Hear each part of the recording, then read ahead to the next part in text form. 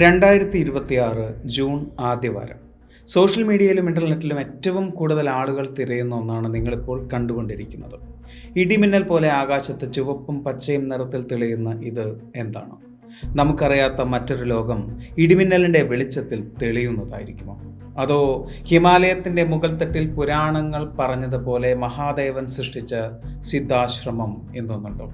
അതാണോ നമ്മൾ തെളിഞ്ഞു കാണുന്നത്? ഒരുപാട് പേരാണ് ഇത്തരത്തിലുള്ള ചോദ്യങ്ങൾ ഉന്നയിക്കുന്നത്. ടിബറ്റിന് മുകളിലും ഹിമാലയത്തിന് മുകളിലും അതിഭീകരമാം വിധം ചുവന്ന വെളിച്ചം തെളിയുന്നു. അത് ചിലപ്പോൾ കാണുമ്പോൾ തൂണുകൾ പോലെ തോന്നാം, അല്ലെങ്കിൽ ജെലി ഫിഷുകളെ പോലെ തോന്നാം. എന്തായിരിക്കും ഇത്? അതോടൊപ്പം അതീവ വിരളമായ മറ്റൊന്നുകൂടി കാണാൻ സാധിക്കുന്നു, ഒരു പച്ച വെളിച്ചം, ഗ്രീൻ ഗോസ്റ്റ് എന്നറിയപ്പെടുന്ന ഒരു പ്രതിഭാസം. ഇതും ചിത്രങ്ങളിൽ പതിഞ്ഞിട്ടുണ്ട്. ചൈനീസ് ആസ്ട്രോ ഫോട്ടോഗ്രാഫറായ ഡോങ് ഷു ചാങ് ആണ് ഈ ഒരു ചിത്രം പകർത്തിയിരിക്കുന്നത്. എന്തുകൊണ്ടാണിത് ഹിമാലയത്തിന് മുകളിൽ മാത്രം സംഭവിക്കുന്നത്? ഈ കഴിഞ്ഞ കുറച്ച് ദിവസങ്ങൾക്കുള്ളിൽ തന്നെ 100-ൽ കൂടുതൽ തവണയാണ് ഹിമാലയത്തിന് മുകളിൽ ഇത് കണ്ടതായി റിപ്പോർട്ടുകൾ പറയുന്നത്. ഇനി ഇത് പുരാണങ്ങളിൽ പറയുന്നത് പോലെ സിദ്ധാശ്രമം ഹിമാലയത്തിലുള്ളത് കൊണ്ടായിരിക്കുമോ? അല്ലെങ്കിൽ ജ്ഞാൻഗഞ്ച് എന്നറിയപ്പെടുന്ന ഈ ഒരു പ്രദേശം, അതിന് മുകളിലായിരിക്കുമോ ഇങ്ങനൊരു പ്രതിഭാസം സംഭവിക്കുന്നത്? ഇനി ഇതൊന്നുമല്ല എങ്കിൽ മറ്റൊരു ഡയമെൻഷനിലേക്ക് പോകാനുള്ളൊരു പോർട്ടായിരിക്കുമോ ഇങ്ങനെ കാണുന്നത്? 1989 ആദ്യമായി ഇതിൻ്റെ ഒഫീഷ്യൽ ചിത്രം ശാസ്ത്രത്തിന് ലഭിച്ചപ്പോൾ നാസയിലെ ബഹിരാകാശ സഞ്ചാരികളും പൈലറ്റുമാരും ഇതിനെ വിശേഷിപ്പിച്ചത് ആകാശത്തെ രക്തരക്ഷസ് എന്നാണ്. കിലോമീറ്ററുകളോളം വലുപ്പം തോന്നുന്ന ഈ പ്രതിഭാസം പക്ഷേ മിനിറ്റുകൾ മാത്രമാണ് നിലനിൽക്കുന്നത്. ഈ അടുത്ത കാലത്തായി ഹിമാലയത്തോട് ചേർന്ന് ആകാശത്ത് തെളിഞ്ഞ 100-ലധികം ചുവന്ന വെളിച്ചങ്ങൾ വേരാഴ്ത്തിയത് കാലങ്ങളോളം പഴക്കമുള്ള ചില കഥകളിലേക്കാണ്. എന്താണ് യഥാർത്ഥത്തിൽ നമ്മൾ ഈ കാണുന്നത്? ഇതിനെക്കുറിച്ച് ശാസ്ത്രത്തിനും ചില അധികമാർക്കും അറിയാത്ത രഹസ്യങ്ങൾ പറയാനുണ്ട്. അതുകൂടി അറിഞ്ഞ ശേഷം നിങ്ങൾക്ക് തീരുമാനിക്കാം, ഇത് ജ്ഞാൻഗഞ്ചിലേക്ക് ഇറങ്ങുന്ന ചുവന്ന വേരുകളാണോ അതോ നിങ്ങൾ അറിയേണ്ട ഒരു ശാസ്ത്ര സത്യമാണോ എന്ന്. കയറിപ്പോരും ചങ്ങായിമാരെ ബേപ്പൂർ സുൽത്താൻ്റെ ദുനിയാവിലേക്ക്.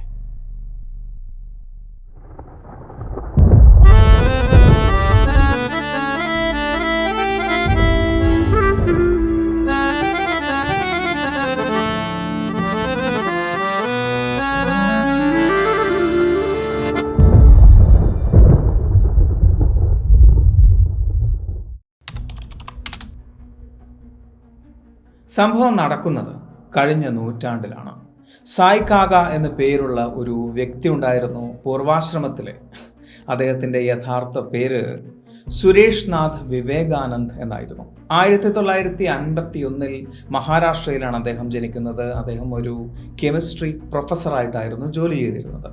അങ്ങനെ ആ ജീവിതത്തിനിടയിൽ എപ്പോഴും അദ്ദേഹത്തിന് ഹിമാലയത്തിനോട് ഒരു പ്രത്യേക താല്പര്യം തോന്നുന്നു, ഹിമാലയത്തിനോടും സ്പിരിച്വാലിറ്റിയോടും. അങ്ങനെ തൻ്റെ ലൗകിക ജീവിതം മുഴുവൻ വേണ്ട എന്ന് വെച്ച് അദ്ദേഹം സന്യാസ ജീവിതത്തിലേക്ക് കടക്കുന്നു.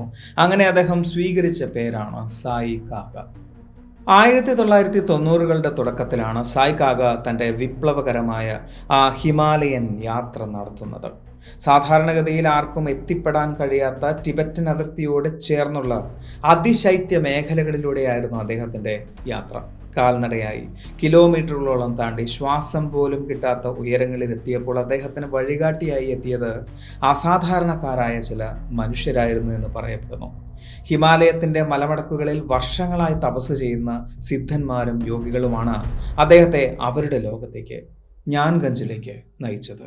ഇനി പറയാൻ പോകുന്ന കാര്യങ്ങൾ, സായ് കാഗ എന്ന വ്യക്തി തൻ്റെ ജീവിതത്തെ തന്നെ മാറ്റിമറിച്ചിട്ടുള്ള ആ ഹിമാലയൻ യാത്രയെക്കുറിച്ച് പുസ്തക രൂപത്തിൽ എഴുതി പ്രസിദ്ധീകരിച്ചിട്ടുള്ള സിദ്ധഭൂമി ജ്ഞാൻഗഞ്ച് എന്ന പുസ്തകത്തിൽ പറയുന്ന വിഷയങ്ങളെക്കുറിച്ചാണ്. അതായത് അദ്ദേഹം പറയുന്നു, അദ്ദേഹം ചെന്ന് കണ്ടിട്ടുള്ള ആ പുതിയ ലോകമുണ്ടല്ലോ, അവിടെ സമയത്തിന് വലിയ പ്രസക്തിയൊന്നുമില്ല. അവിടെ ഭൂതകാലമില്ല, ഭാവി കാലമില്ല, എല്ലാം വർത്തമാനകാലം തന്നെ. ആ ലോകത്ത് സൂര്യനെയോ ചന്ദ്രനെയോ മറ്റേതെങ്കിലും ഒരു പ്രകാശ സ്രോതസ്സിനെയോ അദ്ദേഹം കണ്ടില്ല.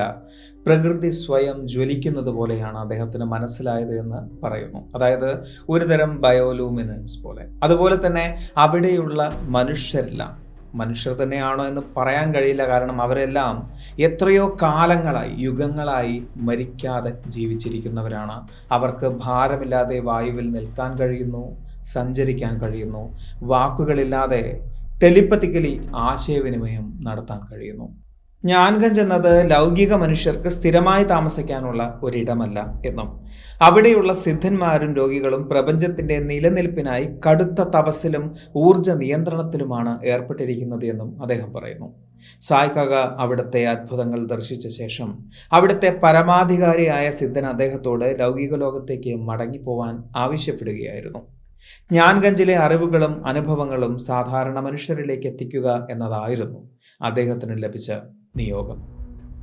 മരം കോച്ചുന്ന ആ തണുപ്പിലും തണുത്ത് വിറയ്ക്കാത്ത ശരീരവുമായാണ് അദ്ദേഹത്തെ ഒരു കൂട്ടം ആളുകൾ കണ്ടെത്തുന്നത്. അബോധാവസ്ഥയിൽ നിന്നോ അല്ലെങ്കിൽ അതീന്ദ്രിയമായ ഒരു ഉറക്കത്തിൽ നിന്നോ പെട്ടെന്ന് എഴുന്നേൽക്കുന്നത് പോലെ ആയിരുന്നത്രേ അദ്ദേഹം എഴുന്നേറ്റത്. അങ്ങനെ എഴുന്നേൽക്കുമ്പോഴും താൻ കണ്ട ജ്ഞാൻഗഞ്ചിലെ കാഴ്ചകളും ദൃശ്യങ്ങളും വ്യക്തമായി തന്നെ തൻ്റെ മനസ്സിലുണ്ടായിരുന്നു എന്ന് അദ്ദേഹം പുസ്തകത്തിൽ വിശദീകരിക്കുന്നു. അങ്ങനെ ഒരു അബോധാവസ്ഥയിൽ നിന്ന് നിങ്ങളും തിരിച്ചു വന്നു തുടങ്ങിയെങ്കിൽ ശാസ്ത്രത്തിന് പറയാനുള്ളത് ചില വിശദീകരണങ്ങളാണ്. അതായത് ഹിമാലയ മലനിരകൾ പോലുള്ള പ്രദേശങ്ങളിൽ മനുഷ്യർക്ക് ഹൈപ്പോക്സിയ എന്ന് പറയുന്ന ഒരു അവസ്ഥയിലൂടെ കടന്നു പോകേണ്ട സാഹചര്യങ്ങൾ വരും. ഹൈപ്പോക്സിയ എന്നാൽ തലച്ചോറിലേക്ക് ആവശ്യമുള്ള ഓക്സിജൻ ലഭിക്കാത്ത ഒരവസ്ഥ. അത് കാരണം ചിലപ്പോൾ ഹാലുസിനേഷൻസ് ഉണ്ടാവാം, സ്വപ്നതുല്യമായ ചില കാഴ്ചകൾ ഉണ്ടാകാമെന്ന് ശാസ്ത്രം വിശദീകരിക്കുന്നു. ഇവിടെ സായ് കാക എന്ന് പറയുന്ന വ്യക്തിക്ക് അത്തരത്തിലുള്ളൊരു അവസ്ഥയുണ്ടായി എന്ന് ഞാൻ പറയുന്നില്ല. കൊടും തണുപ്പിൽ അബോധാവസ്ഥയിലേക്ക് കടന്നു ചെന്ന ഒരു മനുഷ്യൻ ചിലപ്പോൾ ഇത്തരത്തിലുള്ള പല കാഴ്ചകളും കണ്ടു എന്ന് വരാം. അതുകൊണ്ട് തന്നെ അതിനെ നമുക്കൊരു തള്ളായി തള്ളിക്കളയാൻ പറ്റില്ല. നിങ്ങൾക്ക് എന്ത് തോന്നുന്നു? കമൻറ്റ് ചെയ്യാം.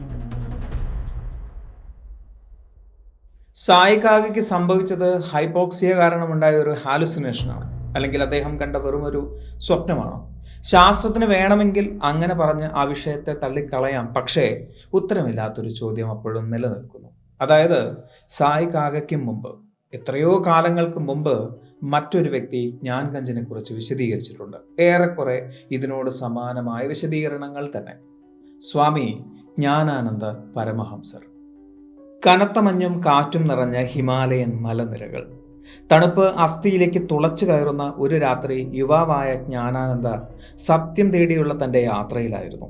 നടന്ന് അദ്ദേഹം എത്തിയത് സാധാരണ മനുഷ്യർക്ക് ജീവനോടെ തിരിച്ചു വരാൻ കഴിയാത്ത ടിബറ്റൻ അതിർത്തിയിലെ ഒരു വിജനമായ താഴ്വരയിലാണ്. പെട്ടെന്ന് ഒരു കനത്ത മഞ്ഞുകാറ്റ് ആഞ്ഞടിച്ചു. വഴിയറിയാതെ കാഴ്ച മങ്ങി.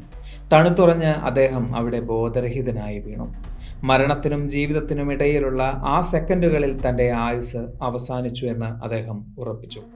ബോധം പാതി തിരിച്ചു വന്ന ജ്ഞാനാനന്ദ തിരിച്ചറിഞ്ഞു അയാൾ ഒരു ഗുഹയ്ക്കുള്ളിലാണ് എന്ന്. അദ്ദേഹത്തിന് ചുറ്റും കനത്ത താടിയും ജടയുമുള്ള, കണ്ണുകളിൽ തീക്ഷ്ണമായ പ്രകാശമുള്ള ചില വൃദ്ധ സന്യാസിമാർ നിൽക്കുന്നുണ്ടായിരുന്നു. അവർ അദ്ദേഹത്തിന് കുടിക്കാൻ ഒരു പ്രത്യേക തരം ഔഷധക്കൂട്ട് നൽകി. അത് ഉള്ളിൽ ചെന്നതും ജ്ഞാനാനന്ദൻ്റെ ശരീരത്തിലെ തണുപ്പ് അപ്രത്യക്ഷമായി. ബോധത്തിലേക്ക് തിരിച്ചു വന്ന അദ്ദേഹത്തെ സന്യാസിമാർ ഗുഹയ്ക്ക് പുറത്തേക്ക് കൊണ്ടുപോയി.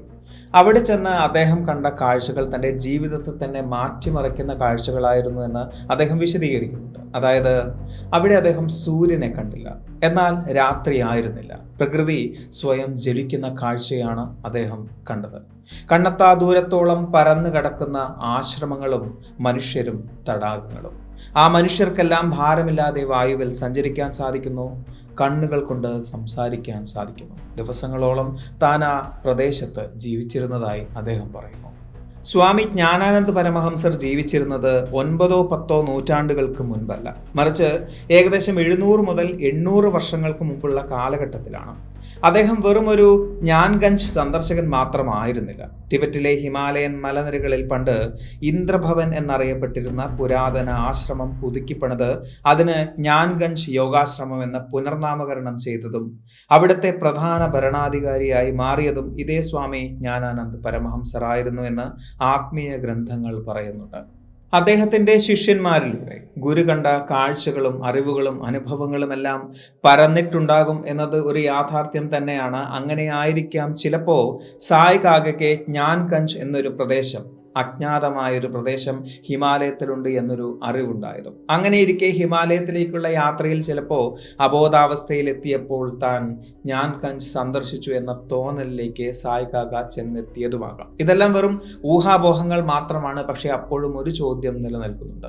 അങ്ങനെയെങ്കിൽ കാലങ്ങൾക്ക് മുമ്പ്, നൂറ്റാണ്ടുകൾക്ക് മുമ്പ് പരമഹംസർ കണ്ടിട്ടുള്ള ജ്ഞാൻഗഞ്ച് യാഥാർത്ഥ്യമായിരിക്കുമോ? ഭൂമിക്കടിയിലുണ്ട് എന്ന് പൊതുവെ വിശ്വസിക്കപ്പെടുന്ന അഗാർത്തയെക്കുറിച്ചും ശംഭാലയെക്കുറിച്ചുമെല്ലാം നമ്മൾ വ്യക്തമായൊരു വീഡിയോ മുന്നേ ചെയ്തിട്ടുണ്ട്. ശംഭാല തന്നെയാണ് ജ്ഞാൻഗഞ്ച് എന്ന രീതിയിലുള്ള ചർച്ചകളും നമുക്ക് കേൾക്കാൻ സാധിക്കും. എന്നാൽ ഇന്നത്തെ നമ്മുടെ വിഷയം ഹിമാലയത്തിന് മുകളിൽ പ്രത്യക്ഷപ്പെട്ട ആ ചുവന്ന വെളിച്ചവും ജ്ഞാൻഗഞ്ചും തമ്മിലുള്ള ബന്ധം എന്താണ് എന്നതാണ്. ആത്മീയമായി ചിന്തിച്ചാൽ നൂറുകണക്കിന് ബന്ധങ്ങൾ നമുക്ക് കണ്ടെത്താൻ കഴിയും. അതിൽ മഹാദേവന്റെ തൃശൂലത്തിൽ നിന്നും വന്ന ഊർജ സ്രോതസ്സാണ് ആ ചുവന്ന വെളിച്ചം എന്നത് പോലും നമുക്ക് കണ്ടെത്താൻ കഴിയും. പക്ഷെ നമുക്ക് അതിന് പിന്നിലുള്ള ശാസ്ത്രീയതയെ ഒന്ന് വിശദീകരിക്കാം. ഒരു ഭാഗത്ത് നൂറ്റാണ്ടുകളായി നടക്കുന്ന കൃത്യമായ ഉത്തരം ലഭിക്കാത്ത ചില ചർച്ചകൾ, ജ്ഞാൻഗഞ്ച് എന്ന തിയറിയെക്കുറിച്ച്. മറുഭാഗത്ത് നാസ പോലും കൃത്യമായി മറുപടി പറയാത്ത ചില അത്യാധുനിക സാറ്റലൈറ്റ് തെളിവുകൾ. എന്തായിരിക്കും യഥാർത്ഥത്തിൽ ഈ റെഡ് സ്പ്രൈറ്റും ഗ്രീൻ ഗോസ്റ്റും? നമുക്ക് ഇടിമിന്നലിനെ കുറിച്ച് അറിയാം. അതായത് മഴമേഘങ്ങളിൽ നിന്നും ഭൂമിയിലേക്ക് പതിക്കുകയാണ് ഇടിമിന്നൽ. എന്നാൽ അതിശക്തമായ ഇടിമിന്നൽ സംഭവിക്കുമ്പോൾ ചിലപ്പോൾ മേഘത്തിന് പുറത്തേക്ക് പോസിറ്റീവ് ചാർജുള്ള എനർജി പ്രവഹിക്കാറുണ്ട്. അത് ഭൂമിയുടെ അന്തരീക്ഷത്തിലെ മെസോസ്ഫിയറിലേക്കാണ് ശക്തമായി പ്രവഹിക്കുന്നത്. ഏകദേശം 50 മുതൽ 90 കിലോമീറ്റർ ഉയരത്തിൽ ചോരച്ചുവപ്പ് നിറത്തിൽ ഭീമാകാരമായ ജെല്ലി ഫിഷുകളെയോ വലിയ തൂണുകളെ പോലെയോ ആകൃതിയിലാണ് ഇവ പ്രത്യക്ഷപ്പെടാറ്. സെക്കൻഡിന്റെ 100% മാത്രമാണ് ഇതിന്റെ ആയുസ്. അന്തരീക്ഷത്തിലെ നൈട്രജൻ ഗ്യാസ് ഈ കടുത്ത ഇലക്ട്രിക്കൽ ഡിസ്ചാർജ് കാരണം ഉത്തേജിക്കപ്പെടുമ്പോഴാണ് ഈ ചുവന്ന വെളിച്ചമുണ്ടാകുന്നത്. ഈ റെഡ് സ്പ്രൈറ്റുകളുടെ ഏറ്റവും മുകളിലായി വളരെ അപൂർവമായി മാത്രം പ്രത്യക്ഷപ്പെടുന്ന പച്ച നിറത്തിലുള്ള ഒരു നിഗൂഢ പ്രഭയാണ് ഗ്രീൻ ഗോസ്റ്റ്. അന്തരീക്ഷത്തിന്റെ ഏറ്റവും മുകളിലെ പാളിയിലുള്ള ഓക്സിജൻ ആറ്റങ്ങൾ പെട്ടെന്ന് ചാർജ് ചെയ്യപ്പെടുമ്പോഴാണ് ഈ പച്ച വെളിച്ചം വരുന്നത്. 2019 ശാസ്ത്രലോകം ഇതിനെ ഔദ്യോഗികമായി ക്യാമറയിൽ പകർത്തി ഗ്രീൻ ഗോസ്റ്റ് എന്ന പേരിട്ട് വിളിച്ചത് തന്നെ. ഇങ്ങനെയൊക്കെയാണ് മഹാദേവൻ സിദ്ധഭിക്ഷുക്കൾക്ക് വേണ്ടി സൃഷ്ടിച്ച ജ്ഞാൻഗഞ്ചിനെ കുറിച്ച് ശാസ്ത്രത്തിന് വിശദീകരിക്കാനുള്ളത്. എന്നാൽ ഇത് വെറും വില കുറഞ്ഞ വിശദീകരണങ്ങൾ മാത്രമാണ് എന്ന് മനസ്സിലാക്കാൻ ഒരൊറ്റ ചോദ്യം മാത്രം മതി. അതായത്, അങ്ങനെയെങ്കിൽ എന്തുകൊണ്ട് കൈലാസം നിലനിൽക്കുന്ന ഹിമാലയത്തിന് മുകളിൽ മാത്രം ഇങ്ങനൊരു പ്രതിഭാസം സംഭവിക്കുന്നു? ഹിമാലയത്തിൽ മാത്രമാണ് ഇത് സംഭവിക്കുന്നത് എന്ന് എവിടെയും പറയുന്നില്ല. പക്ഷേ ഹിമാലയത്തിലാണ് കൂടുതലായും ഇത് റിപ്പോർട്ട് ചെയ്തിട്ടുള്ളത് എന്നാണ് പറയുന്നത്, പ്രത്യേകിച്ച് ടിബറ്റിൽ.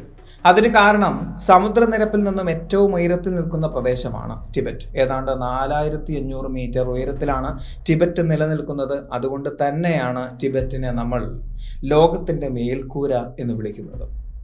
ഇവിടെ ഉണ്ടാകുന്ന ഇടിമിന്നലുകളുടെ എനർജിക്ക് വളരെ പെട്ടെന്ന് തന്നെ മുകളിലേക്ക് മെസോസ്ഫിയറിലേക്ക് എത്തിച്ചേരാൻ കഴിയും. അതുകൊണ്ട് റെഡ് സ്പ്രൈറ്റുകളും ഗ്രീൻ ഗോസ്റ്റുകളും രൂപപ്പെടാൻ ഏറ്റവും അനുയോജ്യമായ ഭൂപ്രകൃതിയാണ് ഇത്.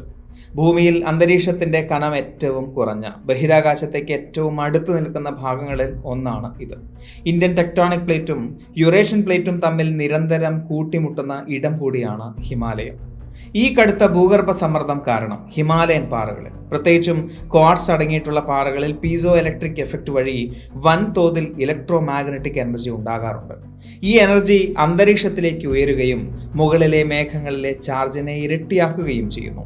ഇതുകൊണ്ടാകാം ടിബറ്റിന്റെ ആകാശത്ത് സാധാരണയിൽ കവിഞ്ഞ വലുപ്പമുള്ള റെഡ് സ്പ്രൈറ്റുകൾ ഉണ്ടാകാനുള്ള കാരണമെന്ന് ശാസ്ത്രം വിശദീകരിക്കുന്നുണ്ട്.